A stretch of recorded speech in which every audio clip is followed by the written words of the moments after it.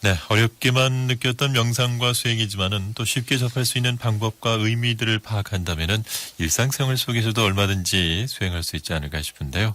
오늘도 그럼 명상과 수행을 가능하게 해주실 사단법인 상좌불교 한국명상원 원장이신 묘원 법사님 모셨습니다. 안녕하십니까, 법사님. 네, 안녕하세요. 예, 그리고 하나 더 고지해드릴 말씀이 오늘 문자로 신청해 주시는 청취자 여러분들께 책 선물 준비가 되어 있습니다. 저희가 지난 월요일에 책 보시가 좀 들어와서 책 선물 드렸었는데 그때 미처 받지 못하신 분들 위해서 윗바사나 명상의 입문서인 이종숙 작가의 4념처 수행 책을 오늘 10권 책 선물 준비했습니다. 샵 2842 50원의 유료 문자 보내주시는 분들께 저희가 방송 후반부에 10분 선정을 해서 책 선물 직접 보내드리겠습니다. 상좌불교 한국명상원 부설 도서출판 행복한 숲에서 책 보시를 해주셔서 10분께 책 선물 드릴 테니까는요. 샵 2842 50원의 유료 문자로 신청들 해주시면은 저희 책 선물 댁으로 직접 보내드리겠습니다. 자, 지금은 수행시대 묘원법사님 모시고 말씀 나누겠습니다. 저희가 이제 지난 시간까지도 이 부처님의 깨달음을 얻으신 4념초 수행 중에서 몸에 대한 알아차림들 쭉 살펴보면서요. 이 알아차림을 확립하면 누구나 열반에 이를 수 있다라는 그 경전의 말씀들 쭉 새겨봤습니다. 특히나 지난 시간에 이제 말씀 주시기로 수행자들이 자신이 열반에 이르렀다는 말이라든지 뭐 수다원, 사다함, 아나함, 아라한 이런 도가를 얻었다는 말을 금기시한다 이런 말씀 주셨잖아요. 그 이유가 깨달음의 지혜는 있어도 깨달음을 얻는 자는 없다라는 말씀하시면서 스승과 수행자 사이에 열반에 대한 대화를 하는 것조차도 좀 삼가한다. 이렇게 봐야 되나요? 어떻습니까? 네, 그렇습니다.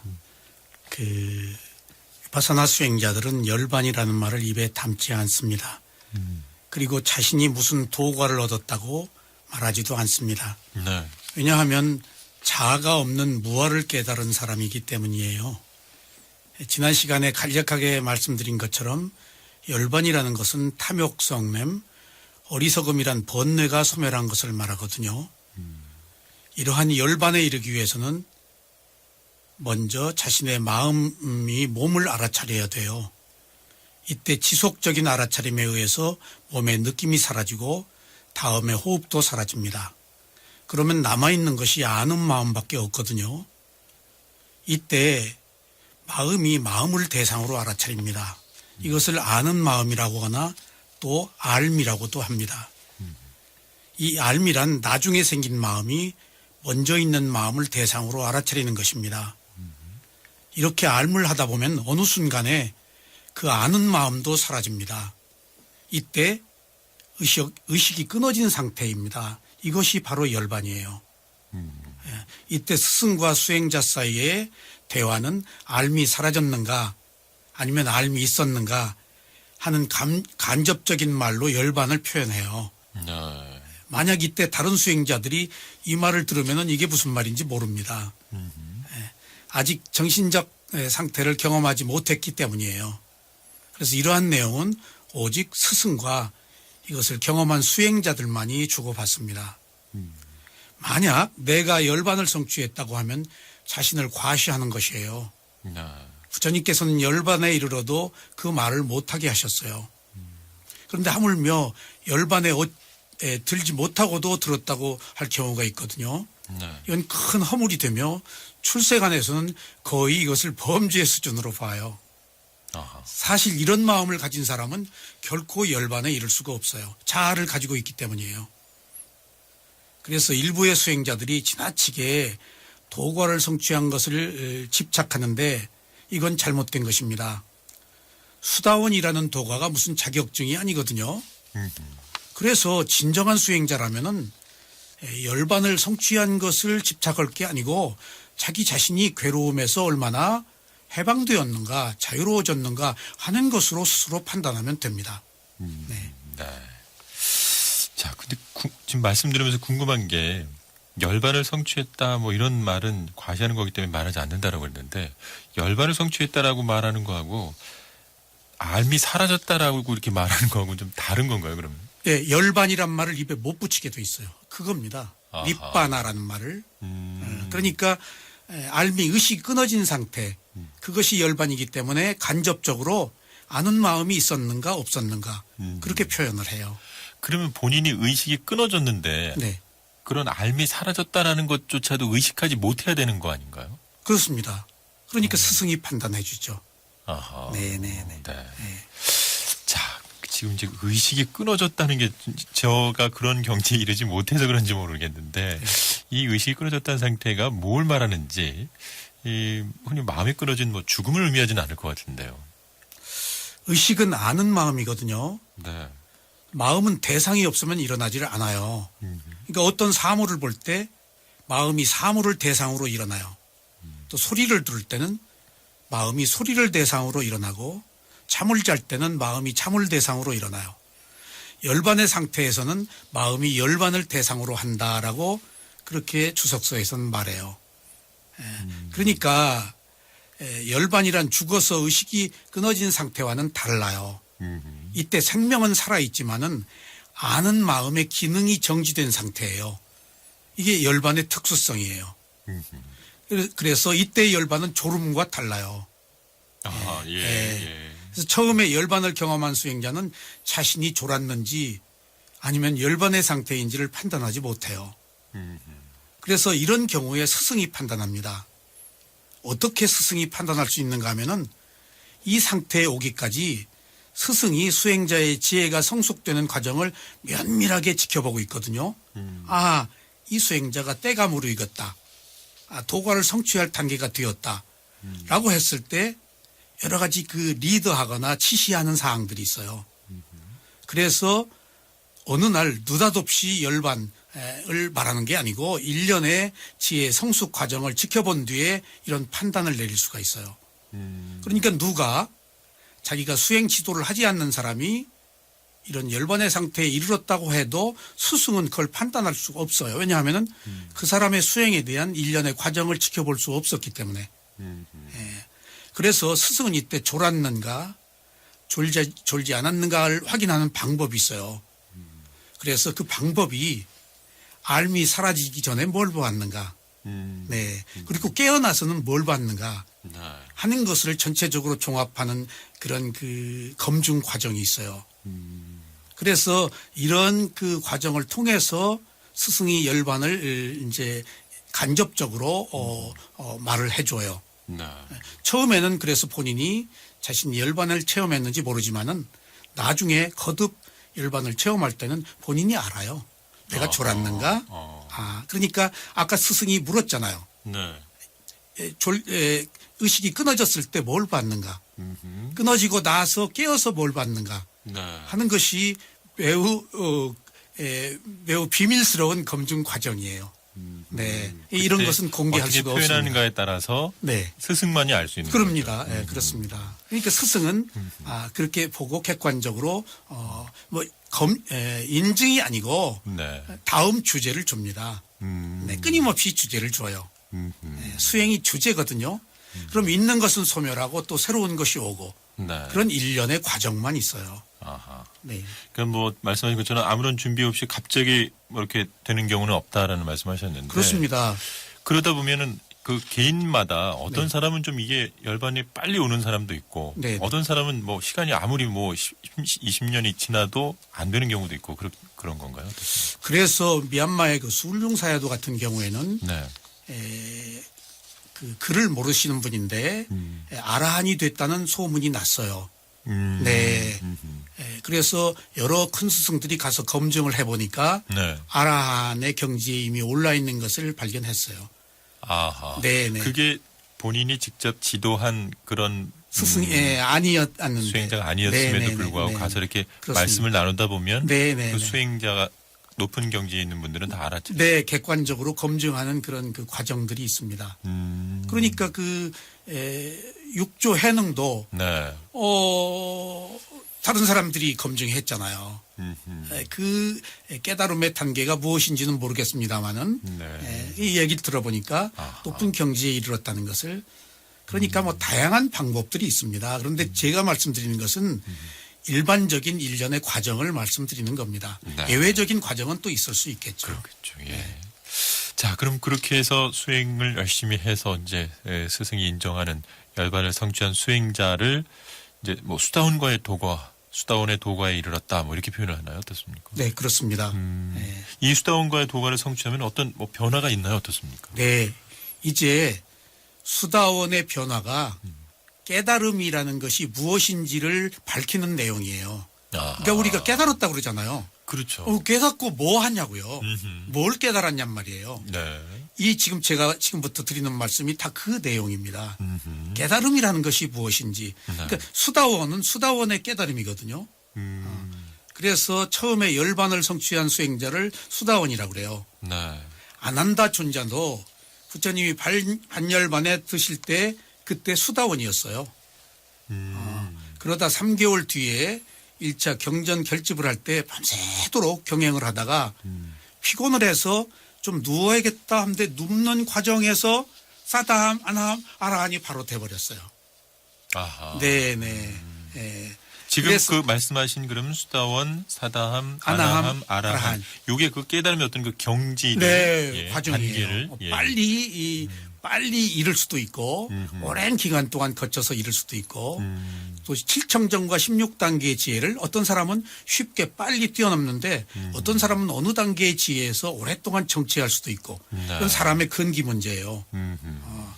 그래서 열반을 성취하면 수다원이 되는데 이때 바로 성자라고 그래요. 수다원을.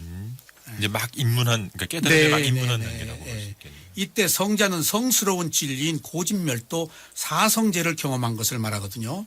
그러니까 괴로움이 있는 것을 알고 괴로움의 원인이 집착이라는 것을 알고 괴로움이 소멸되는 열반을 체험하고 괴로움의 소멸에 이르는 8정도 위파사나의 지혜가 완성된 것이 사성제거든요. 그래서 이런 과정을 통해서 존재하는 것들의 특성인 무상, 고, 무아를 알아서 집착이 끊어져야 그 결과로 열반에 이르러요. 그러니까 이게 일련의 이런 과정들이 있어요. 그래서 수다원의 상태에서는 완전한 무상고 무아를 아는 것이 아니고 네. 수다원 수준의 지혜인 무상고 무아를 알아요. 아, 무상고무를 안다 하더라도 또 거기에서 네, 얘기가 사다함이 있군요. 아는 무상고무하고 아라한이 아는 무상고무하고 달라요. 네. 그러니까 수다원의 수준의 무상고무아예요. 네네. 그래서 이렇게 무상고무아를 알면은 집착이 끊어진 상태에서 열반에 들어가거든요. 네. 이 수다원을 다른 말로는 예리육과라고 그래요. 이 말을 윤회가 끝나면 열반의 흐름에 끝나는 열반의 흐름에 든 단계다. 그러니까 수다원의 도과를 성취하면 7생 이내에 아라한이 돼요. 네. 그래서 예륙과라고 해서 예약된 사람이에요. 물론 계속해서 정진을 하면 금생의 아라한이 될 수는 있어요. 그런데 최대한 네. 7생 이내에는 반드시 아라한이 된다. 그래서 윤회가 끝난다. 그래서 수다원의 도과를 성취하면은 7생 이내에 윤회가 끝나기 때문에 흐름에 든 자다. 그렇게 표현도 해요. 네. 그러면 지금 이제 수다원이 되면 7생 이내에 아란이 될 수 있다라는 말씀하셨는데, 그럼 그 7생을 거치는 과정 속에서 뭐 다시 지옥으로 떨어지거나 축생으로 가거나 이럴 수도 있는 건가요? 아니면은? 없습니다. 아하. 한 번 수다원이 되면 네. 지옥, 축생, 악귀, 아수라의 사학도의 세계에 절대 떨어지질 않아요. 과거에 나쁜 짓을 했더라도 이미 지혜가 나서 열반을 성취한 이상은 더 이상 사학도에 떨어지지 않는다고 부처님께 말씀하셨어요. 네. 이게 깨달음의 특성이에요. 그런데 이때 누가 사학도에 떨어뜨리게 하는 게 아니에요. 누군가 염라대왕이 어디에서 문지기가 수다원님 잘못 오셨습니다. 돌아가십시오. 이러지 않아요. 모든 것이 업자성정견이기 때문에 지은 대로 받기 때문에 이미 수다원의 도가를 성취하면 그 상태로 사학도에 떨어지지 않는 정신적 상태를 유지해요. 그런데 보면은 왜 떨어지지 않는가? 네. 수다원의 도가를 성취하면 욕망의 세계에 존재를 붙들어매는 10가지 족쇄 중에서 3가지가 사라져요. 그래서 안 떨어지는 거예요. 그 족쇄를 속박이라고도 하고 한문으로는 결이라고도 하거든요. 여기서 욕망의 세계에 존재를 붙들어맨다는 것은 이것을 집착하여 이 세계에 벗어나지 못한다는 것이거든요. 이 3가지가 첫 번째가 유신견이에요. 이 유신견은 내 몸, 내 마음이라는 잘못된 견해가 사라진다는 얘기예요. 그래서 유신견이 있으면 결코 열반에 이를 수 없다고 지난 시간에 말씀을 드렸죠. 네. 그러니까 우리가 지인하다, 자하다, 주인공이다 하면 결코 열반에 못 들어가요. 두 번째는 회의적 의심이 사라져요. 위파사나 수행의 지혜가 성숙되면 원인과 결과를 아는 지혜가 생기는데 이때 의심이 사라져요. 원인과 결과를 알기 때문에. 그래서 모든 것이 내가 일으킨 원인이다라고 해서 의심이 사라지는 지혜를 얻어요. 그리고 세 번째, 계율이나 금지종에 대한 집착이 사라져요. 부처님 당시에 자이나교가 굉장히 계율을 집착했거든요. 그래서 이런 것들이 이 시대에 크게 사회적 문제였어요. 그러니까 자기 업을 극복하기 위해서 개처럼 소처럼 기고 네. 개처럼 짖고 고행을 하고 그러는 것이 소위 말하면은 깨달음에 이르는 수행인 줄 알았어요. 그것을 수다원이 되면은 계금추견이라고 해서 그런 의식, 계율에 대한 금지 조항이 아무런 의미가 없다는 사실을 자각해요. 그래서 지옥 축생 악이 아수라에 안 떨어지는 거예요. 아, 네. 예. 그러니까 또 아직도 어떤 그런 집착이라고 하는 부분들이 또 있긴 있군요. 그러니까. 있죠. 예, 예. 수다원의 깨달음이니까. 네. 네네네. 자, 그러면 수다원이 돼도 말씀하신 것처럼 사다함이나 아나함이나 아라한이 있기 때문에 계속 수행을 해 나가야 되는데 이 수다원의 도가를 성취한 수행자가 하는 어떤 수행의 방법이나 내용과 또 일반 아직 이 수다원에 이르지 못한 일반 수행자들이 하는 어떤 수행과 어떤 차이가 있나요? 어떤 수행? 똑같습니다. 모두 위파사나 수행, 몸과 마음을 본 위파사나 수행을 하고 네. 그 느낌을 대상으로 하고 또 무상고부활 알아서 수다원이 되고 수다원이 된 뒤에도 사다함이 되기 위해서는 똑같이 또 위파사나 수행을 합니다. 그러니까 도가가 다른 것이라고 해서 또 다른 수행을 선택하지는 않습니다. 그러니까 똑같이 무상고모화를 보는 수행이에요. 네. 네네. 근데 똑같은 수행을 하다 보면 그냥 비슷비슷한 줄 알고 네. 일반 수행자가 이 수다원 수행자를 막 지도하려고도 하고 막 그러겠네요. 그런 오류를 범할 수도 있겠죠. 그래서 수다원의 도가를 성취해도 아직 아라한이 되어서 완전한 지혜가 난 것이 아니기 때문에 네. 번뇌를 다 끄는 게 아니거든요. 이 수다원이 되면 7청정과 16단계의 지혜를 모두 경험하는데 일단 큰 틀에서 한번 경험을 한 겁니다. 예. 그러나 이런 범부들은 가다가 자기가 체험한 것이 자기 단계에서 옳은가 그른가도 판단할 수 없기 때문에 확신을 못 가져요. 네.